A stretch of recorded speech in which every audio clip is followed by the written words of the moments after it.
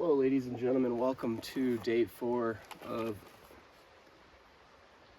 the Seattle trip vlog, sponsored by Goldfish. Sorry, getting a message from my producer. My hair? Thanks. Okay, here we are. I'm in a canyon. Oh, Tom Scott.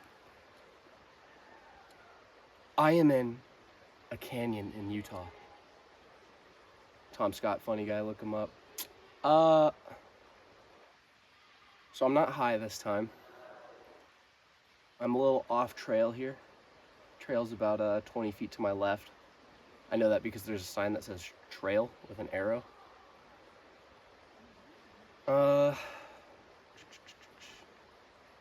So Bandolier was pretty good. Sorry, my producer just told me to look at the camera.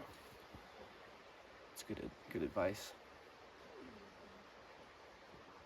Bandolier was pretty good. I had some nice waterfalls, bigger waterfalls than the ones here in Utah. Durango, beautiful city. Sorry, Jacob Boyle, I missed you. Cinco Pride, CPOE. Sorry, my producer's reminding me to look at the camera again. Let's see.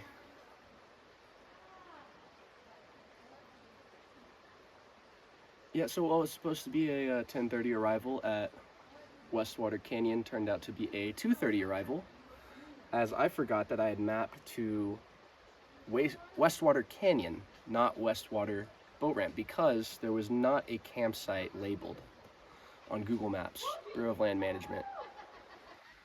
So I'm crossing the state border, I'm leaving the Colorado Monument, heading into Utah, and the roads become unpaved. So I'm thinking, okay, it's just a little land dispute.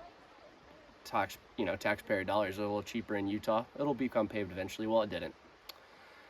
And I was on BLM 107. There's no Black Lives Matter movement here in Utah, folks, so you can believe that. And I pieced it together. It's Bureau of Land Management. And that's when I realized I was on public, unmaintenance land. Now I had a decision here. It was about an hour back to Grand Junction to get to I-70. When I examined the map, Google Maps told me, yeah, you can cross at the Colorado River. And I said, I'm a little skeptical. But I chose the quicker route, which was to stay on.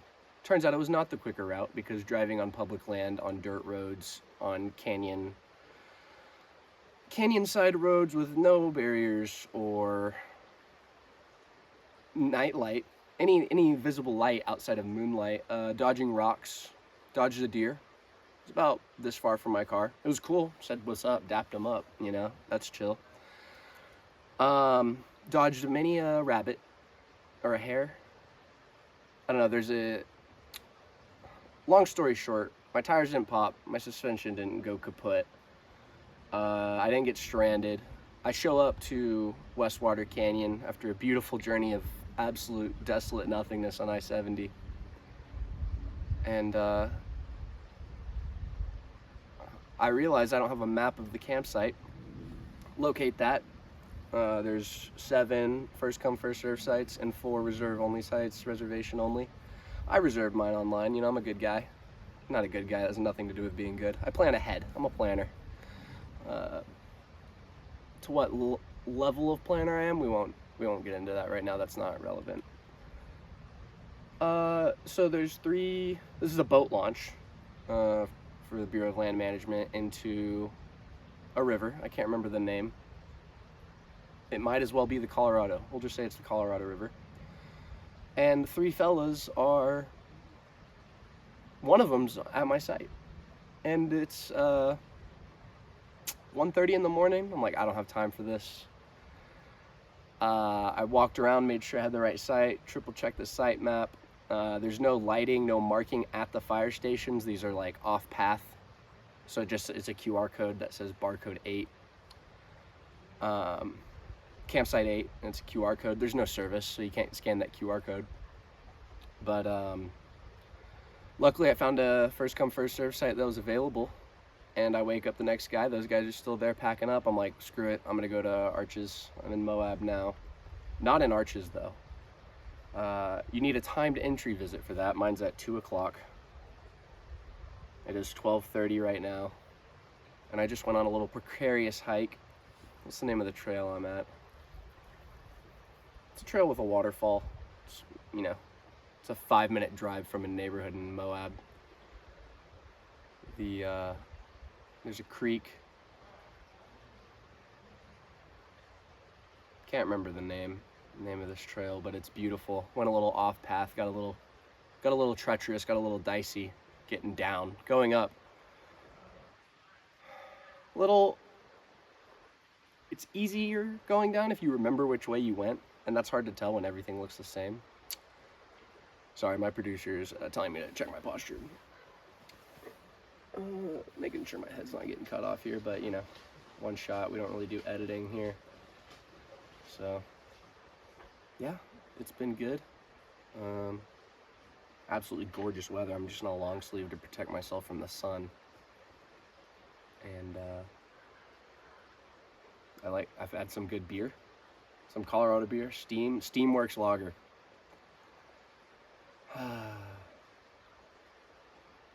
Some nice altitude hiking, and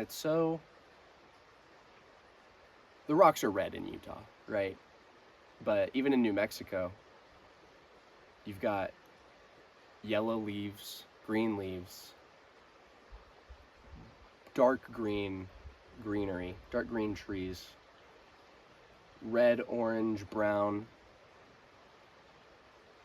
rock and sand. And then they even had, in New Mexico, they had these little red plants, pure red plants, and then you have some lighter green. So when it gets darker or early in the morning, it looks blue. I mean, it's just stunning, honestly. Maybe Big Bend looks like this, but yeah, so Utah started off rocky, no pun intended. And we circled back, and now we're on our way. And yep, so day 4, pretty good. It's just a pain setting up camp, honestly, especially working out of your car. I realize I don't have enough surfaces. A little table, you know, anything that isn't dirt or hot or on the ground. Surface would have been nice, but I'm not gonna have that in the mountains. So, oh, and I slept great last night. Slept amazing. Some biplanes flying over. I-70, the speed limit's 80 in Utah. That's about the only thing they got going for them that they set up. You know, I think the mountains were here first.